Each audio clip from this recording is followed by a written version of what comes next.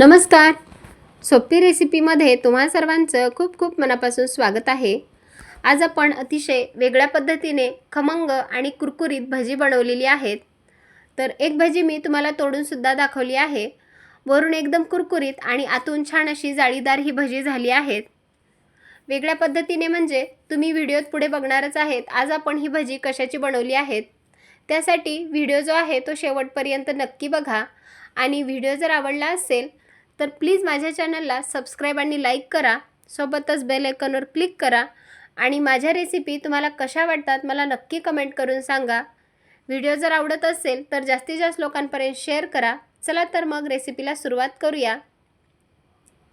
आज आपण उडदाची डाळ आणि चणा डाळ म्हणजेच हरभऱ्याची डाळ हे दोन्ही डाळी मिळून आपण आज भजी बनवणार आहेत.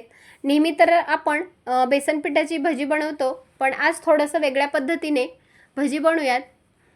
उडदाच्या डाळीची भजी बनवण्यासाठी सगळ्यात अगोदर इथे मी एक वाटी भरून सपाट वाटी भरून उडदाची डाळ घेतली आणि 2 ते 3 चमचे हरभऱ्याची डाळ घेतली. 2 ते 3 पाण्याने स्वच्छ धुवून घेतली आणि एक 2 ते 3 तासासाठी ही डाळ आपण भिजत ठेवली होती. तर तुम्ही बघू शकता या दोन्ही डाळीसुद्धा आता छान अशा भिजलेल्या आहेत.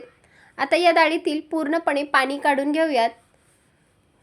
डाळीमधील जे पाणी होतं ना ते पूर्णपणे आपण काढून घेतलं. आता ही डाळ आपल्याला मिक्सरला वाटून घ्यायची आहे.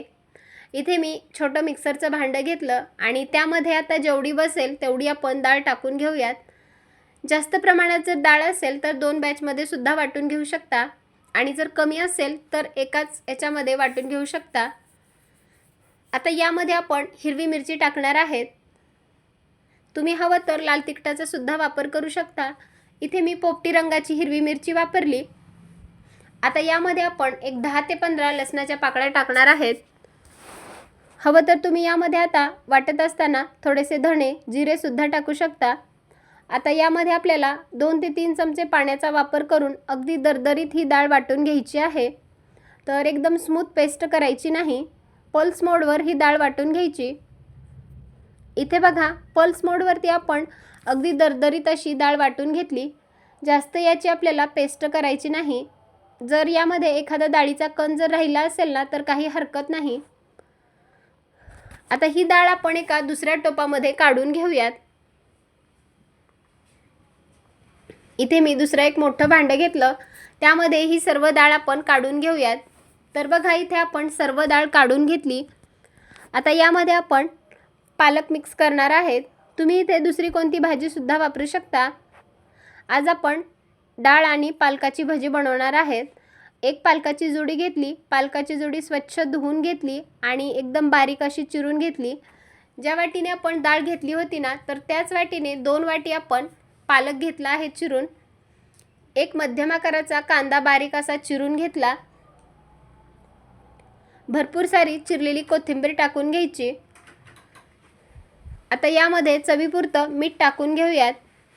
अर्धा चमचा हळदी पावडर टाकून घ्यायची. अर्धा चमचा ओवा टाकून घ्यायचा. ओव्यामुळे आपल्या भजीला खूप छान अशी टेस्ट येते. 1 चमचा धने पावडर टाकून घ्यायची आणि 1 चमचा भाजलेल्या जिऱ्याची पूड टाकायची आहे. आता जर तुमच्याकडे अशी पूड नसेल तर तुम्ही अख्खे धणे आणि जिरे सुद्धा वाटण करताना टाकू शकता. अर्धा चमचा लाल तिखट टाकणार आहे. इथे मी हिरवी मिरचीचा सुद्धा वापर केला होता, पण अजून रंग छान यावा म्हणून इथे मी लाल तिखटाचा वापर करणार आहे. तुम्ही हवं तर स्किप सुद्धा करू शकता. आता यामध्ये आपल्याला अजिबात पाण्याचा वापर करायचा नाही, कारण डाळ वाटत असतानाच आपण यामध्ये थोडंसं पाणी टाकून वाटलं होतं. तर आता हे जे मिश्रण आहे ना ते आपण चांगल्या प्रकारे मिक्स करून घेऊयात. पाणी न टाकता पालक आणि डाळीचं मिश्रण चांगलं एकदम व्यवस्थित मिक्स करून घ्यायचं. पालकामध्ये सुद्धा भरपूर प्रमाणात पाणी असतं, तर त्यामध्येच हे पीठ आता छान असं चुरून घेऊयात. तुम्ही कधी असे डाळ घालून पालकाची भजी खाल्ली आहेत का मला नक्की कमेंट करून सांगा. आता बघा आपण हे पीठ छान असं मिक्स करून घेतलं. आता एक एक करून आपण तेलामध्ये अशा प्रकारे भजी सोडून घेऊयात. व्हिडिओत दाखवल्याप्रमाणे आपल्याला एक एक करून अशी तेलामध्ये भजी सोडून घ्यायची आहेत. चला तर बघ लगेच भजी तळण्यासाठी घेऊयात. गॅसवरती मी कढईमध्ये तेल गरम करण्यासाठी ठेवलं होतं. तर तेल आपल्याला अगदी कडकडीत तापवायचं नाही, मध्यम आचेवर हे तेल तापवून घ्यायचं आहे. आणि तेल चांगलं तापलं की एक एक करून तेलामध्ये भजी सोडून घ्यायची. कढईमध्ये जेवढी बसतील तेवढी भजी आपल्याला सोडून घ्यायची आहेत. इथे बघा एक एक करून मी तेलामध्ये भजी सोडून घेतली. आणि आता थोडंसं आपण याला चमच्याने उलटपुलट करून घेऊयात. भजी तळत असताना आपण अगदी मध्यम आचेवर दोन्ही बाजूने कुरकुरीत होईपर्यंत तळून घेऊयात. इथे बघा आपल्या भजीचा रंगसुद्धा बदललेला आहे आणि दिसायला सुद्धा खूपच छान दिसत आहे. अगदी मध्यम आचेवर छान अशी कुरकुरीत होईपर्यंत ही भजी आपण तळून घेऊयात. आता बघा आपली भजी तळून झालेली आहेत. झाऱ्यामध्ये ही भजी काढून घेऊयात आणि जे एक्स्ट्राचं तेल आहे ना ते पूर्णपणे निथळून घेऊयात. इथे आपण एक बॅच अशा प्रकारे तळून घेतली तर बाकीचे जे राहिलेलं पीठ आहे ना त्याची सुद्धा आपण भजी अशीच तळून घेऊयात.